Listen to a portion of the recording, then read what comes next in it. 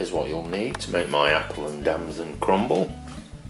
Some honey, some unsalted butter, caster sugar, plain flour. And then because it's harvest time where I am, I've got some apples and damsons. I've already boiled the damsons up to reduce them. It makes the pips a lot easier to get out. If you haven't got damsons, you can of course use plums because they're very similar. First thing you're going to do is prepare your fruit. So get your apples peeled and chopped up into little chunks. Get them into a pan, one with a lid, because you want to keep that moisture in.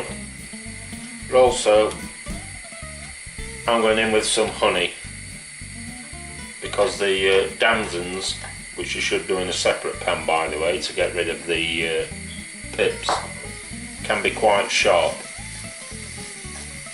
So get that in there, get your honey melted and mixed in with all your apples. And don't forget, cover it with a lid. Do it on a low simmer until you can see your apples are pretty much cooked through. In other words, they've all softened down. With your fruit simmering away, it's time to get on with your crumble. Now the key to making a crumble is use 1 part sugar, 1 part butter, 2 parts flour. So if you put 200 grams of butter, 200 grams of sugar, then you're going to use 400 grams of flour. So the butter and sugar are in there, in with the flour, and then there's no better tool in your kitchen than your hands. So it's a time of getting in there and scrunching it up.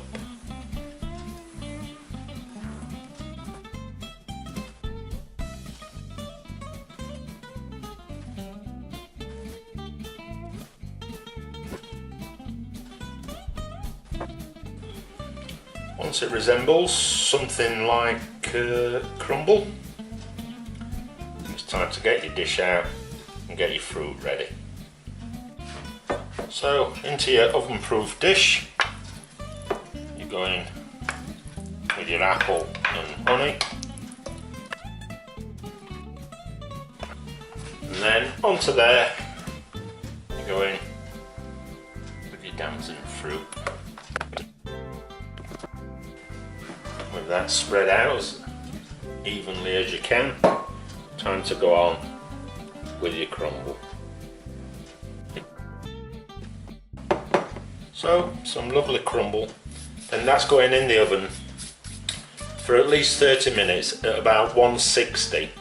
The reason you're doing it at a lower sort of temperature is to make sure all the crumble is cooked through, because if you put it too high it'll nicely brown on top but it won't be properly cooked inside. So 160, at least 30 minutes, probably 40, and it should come out lovely and golden brown. Hopefully. When it comes out of the oven, it looks something like that, ready to be cut up, put in a dish, and some custard added to it. Enjoy.